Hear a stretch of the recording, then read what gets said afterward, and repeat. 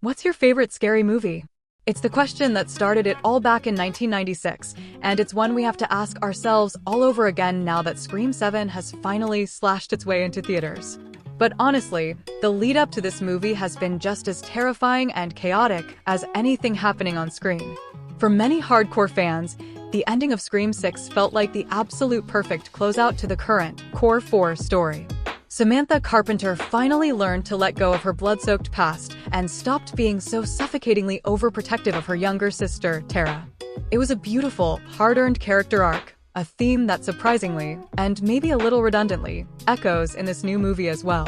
Sam had struggled with dark, violent visions of her father, the original killer Billy Loomis, across 2 entire films. But in the final moments of Scream 6, she ultimately put down the Ghostface mask, left it in the shrine, and walked away. It was a fitting, poignant exit point. Let's be real. The franchise was dangerously bordering on becoming the exact type of endless, uninspired sequel factory that it used to ruthlessly mock in its early days. They could have, and arguably should have, left things there. The Core 4 had survived, Gail had her piece, and the Woodsboro legacy felt settled. However, Hollywood rarely leaves a highly profitable franchise alone. The box office numbers for the last 2 entries were just too good for the studio to ignore. Today, we are going to break down the highly controversial ending, the hidden Easter eggs, the wild new Ghostface reveals, and share our brutally honest thoughts on the latest, bloodiest entry in the Scream saga. Grab your popcorn, lock your doors, and let's dive in. The scrapped original plans, what Scream 7 was supposed to be. Before we even talk about what happens in the movie, we have to talk about the elephant in the room, the movie we didn't get. As most pop culture fans are well aware, Melissa Barrera, Sam, and Jenna Ortega, Tara, did not return for Scream 7. The behind-the-scenes drama was the stuff of Hollywood legend. Barrera was abruptly fired by Spyglass following her outspoken political statements on social media. Shortly after, it was announced that global superstar Jenna Ortega was also exiting the project. Officially, the studio cited scheduling conflicts with her hit Netflix show Wednesday, though massive industry rumors pointed to a collapsing production and a show of solidarity with her on-screen sister. Because of this unprecedented casting shakeup, the entire creative team had to rework almost everything from the ground up. We know there was a hefty $500,000 rewrite involved to salvage the script. Since Scream 2022 was heavily marketed as a retread of the original Scream, and Scream 6 was essentially a clever remix of Scream 2, taking the survivors to college/the big city. It was widely expected that Scream 7 would be a massive Scream 3 homage. You can actually still see the bare bones of that idea in the final product, especially with the return of legacy characters and Hollywood themes. But what was the actual original plan? Skeet Ulrich, who iconically plays Billy Loomis, previously revealed that when he was brought back for the 5th movie, the studio had pitched a sprawling 3-picture arc for his character. The ultimate goal? To slowly, methodically turn his daughter, Sam, into the killer. Imagine how wild that would have been. A Scream movie where our main final girl slowly descends into madness and becomes the very thing she's been running from. Given the real-world drama, those ambitious plans obviously didn't pan out. Truthfully, the Billy visions were getting a bit long in the tooth anyway, and Sam had already rejected her dark lineage in the last movie, so forcing her to become a villain might have felt like a betrayal of her Scream 6 ending. It's hard to say how they would have handled that arc without it feeling repetitive or character assassinating, but that's a movie for another timeline. Instead, with their new leads gone, the studio scrambled. And that panic brought them crawling back to the franchise's ultimate, undisputed final girl, Neve Campbell. Sidney Prescott returns, and Kevin Williamson takes the helm. Neve Campbell's return to the franchise was massive news, sending shockwaves through the horror community. This was especially huge after she famously declined to appear in Scream 6 due to a highly publicized and frankly insulting salary dispute, where she rightfully stated the offer didn't equate to the value she had brought to the franchise for over 25 years. Fans rallied behind her with the Pay Neve movement, and it clearly worked. In the timeline of the movies, Sidney had finally earned a peaceful life. She survived decades of trauma and was living comfortably off-grid with her family. Until now. Not only did Neve return to her legendary role, But franchise creator Kevin Williamson came back to pen the script and step into the director's chair for the very first time in the series. Williamson is the architect of Woodsboro. He wrote the original masterpiece, Scream 2 and Scream 4. Having him direct felt like a poetic homecoming. The movie explicitly explains Sidney's absence in the last film through clever, if somewhat frustrating, narrative choices, making her skipping out on the New York Ghostface attacks the central psychological basis of this entire new nightmare. The opening kill. Welcome to the Macker house.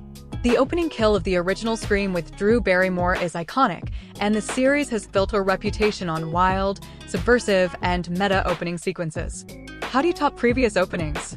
Scream 7 keeps up with the times by tapping into modern internet culture, revealing that Stu Macker's former house has been turned into a true crime Airbnb. If this sounds far-fetched, it's not. Think of the real-life people who bought the Conjuring house, the Lizzie Borden bed and breakfast, or the Amityville horror house to capitalize on the macabre infamy. Dark tourism is a massive, highly controversial industry right now. In the film, this twisted vacation spot is called the Macker House Experience, an interactive, morbid hotel where guests can sleep where the original Woodsboro massacre took place. We are introduced to Scott, played brilliantly by Jimmy Tatro, a crazy true crime obsessive and massive Stab franchise fanboy who drags his utterly exhausted and unamused girlfriend into his weird vacation. It's a hilarious, razor-sharp scene that perfectly plays up the themes of toxic fandom, true crime podcast culture, and the disturbing idol worship of serial killers. Tatro is fantastic here, energetically fanboying over the specific locations of legacy kills, pointing out exactly where Tatum was crushed by the garage door and where Billy was shot right up until the real Ghostface shows up. Ghostface brutally murders the couple, and the historic house is finally, permanently burned to the ground.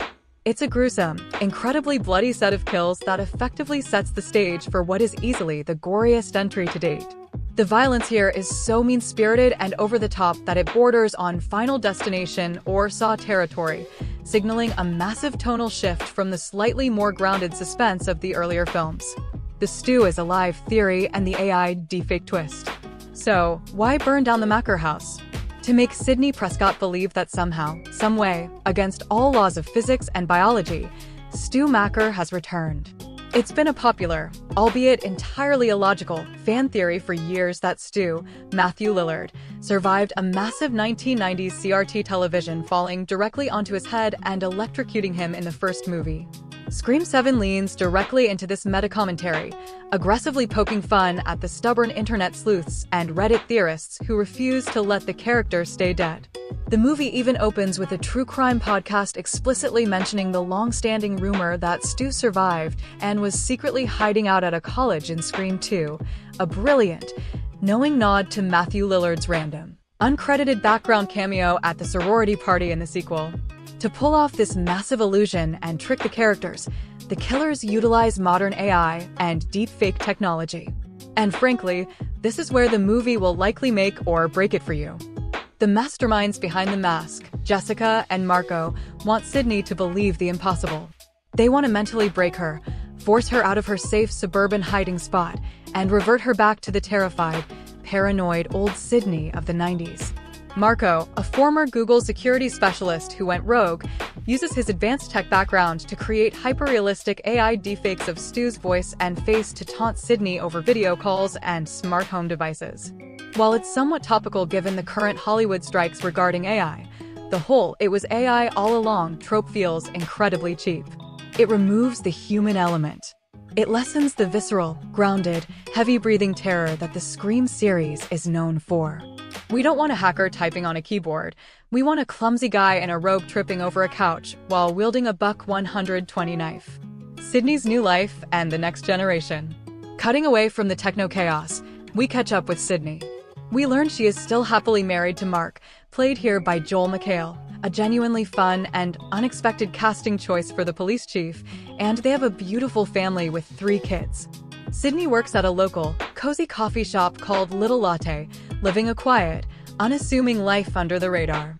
Her friendly neighbor, Jessica, a seemingly sweet single mom, rounds out her idyllic, perfect suburban bubble. However, beneath the surface, Sidney is fiercely and understandably overprotective of her oldest daughter, Tatum. Named in a heartbreaking tribute to Sid's late best friend from the first movie, played by Rose McGowan, Tatum is a bit sheltered. She's deeply involved in school theater, a fantastic little mirror to Sidney's own college theater days playing Cassandra in Scream 2. Sidney point-blank refuses to talk about her traumatic past with her kids. She wants to bury Woodsboro forever. This bubbling tension finally boils over in a highly emotional scene when Tatum accidentally discovers the iconic, battle-worn leather jacket Sidney wore during the climax of the Windsor College murders. This family dynamic isn't just for emotional weight, it's the core of the killer's master plan. By systematically destroying Sidney's life and breaking her spirit, they hope to forcefully mold young Tatum into Sidney 2.0, passing the traumatic final girl torch to a new generation by force. The bloodbath escalates. Once the games begin, the body count rises at an alarming pace.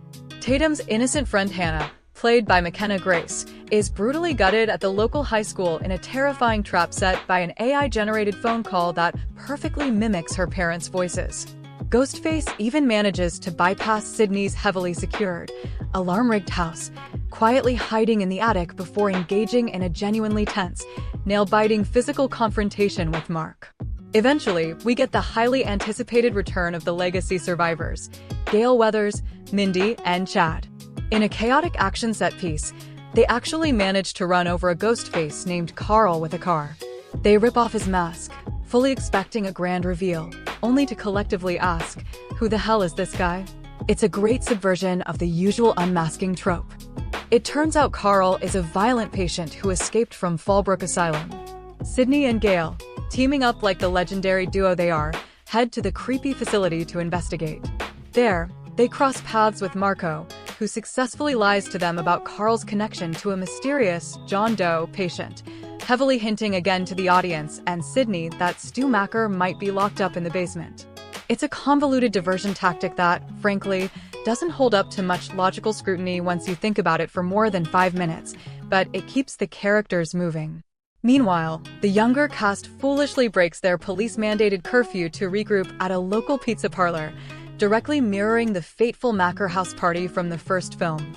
Mindy, taking up her Uncle Randy's mantle once again, delivers her mandatory rules of the franchise speech. She accurately guesses that the killers are operating on a strict nostalgia theme, trying to reboot the original murders. Unfortunately, despite knowing the rules, the characters make the classic, frustrating horror mistake of splitting up. What follows is an absolute, unadulterated bloodbath.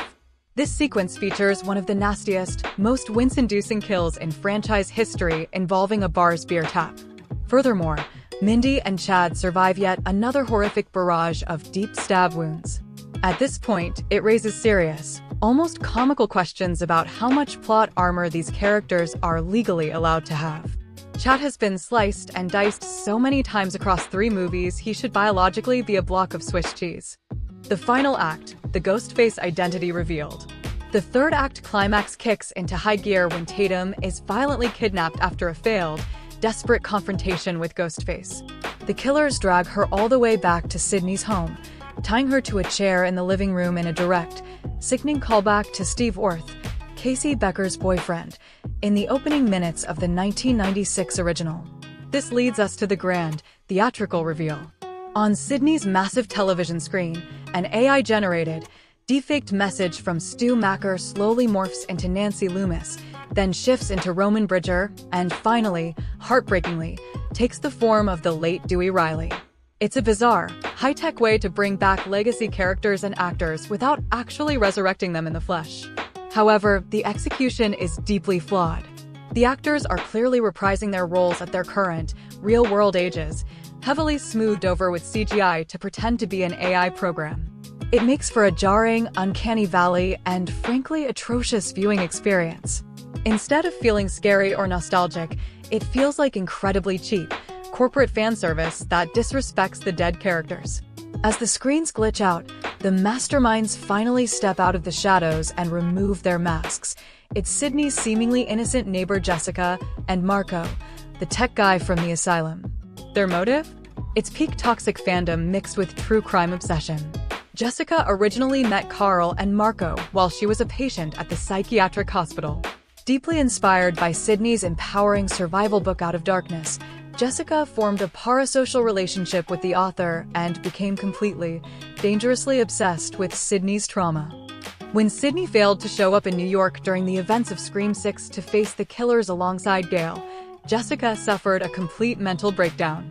To her twisted mind, a Ghostface killing spree without Sidney Prescott as the star player is a massive insult to the Woodsboro legacy. She views Sidney not as a person, but as a fictional character who owes the fans a performance. Jessica wants to brutally kill Sidney right in front of Tatum because she believes Sidney has grown too old, too comfortable, and too weak to be the ultimate final girl anymore. She wants to force Tatum to inherit the trauma and reboot the franchise with a younger model. The resolution. Naturally, Jessica drastically underestimated her idol. The original final girl still has plenty of fight left in her. In a chaotic, blood-soaked finale, Tatum manages to shatter her restraints, breaking free and ferociously attacking Jessica. Meanwhile, Sidney gets her hands on a weapon and shoots Marco squarely in the head without a second of hesitation. In a brutal, cathartic overkill sequence that mirrors the death of every major Ghostface, Jessica is shot so many times by Sidney that her face practically falls off. It's violent, definitive, and leaves absolutely zero room for a sequel return. The day is saved, but the emotional scars remain. Much like the Sam and Tara dynamic from the previous films, Sidney has a profound realization. She can't shelter her daughter from the horrors of the real world forever. By hiding the past, she left Tatum unprepared for the present. She realizes she has to let Tatum learn how to defend herself in a world where a new Ghostface always seems to inevitably return. The movie closes out with a nostalgic, somber news report from legacy character Robbie Rivers, perfectly mirroring the very end of the first film with Gale Weathers. Full review: does Scream 7 deliver? To be completely, brutally honest, Scream 7 is a massive misstep for a franchise that usually prides itself on being the smartest guy in the room.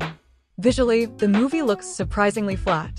Despite Kevin Williamson being in the director's chair, it lacks the dynamic, sweeping camera work of Wes Craven or the gritty, claustrophobic tension of Radio Silence, the directors of 5 and 6. It looks almost like a standard, overlit straight-to-streaming Netflix original rather than a massive theatrical cinematic event.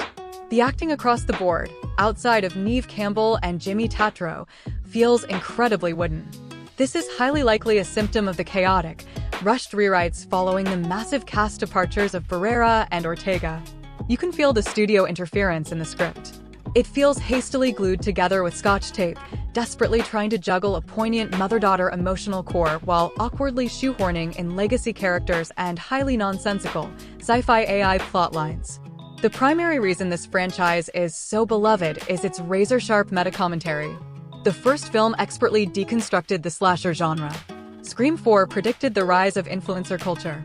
Scream 5 gave us a brilliant, biting critique of toxic fandom and Reddit culture.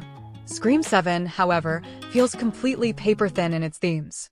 Kevin Williamson stated in interviews that they weren't aiming for a heavy meta angle this time around, and unfortunately, it really shows.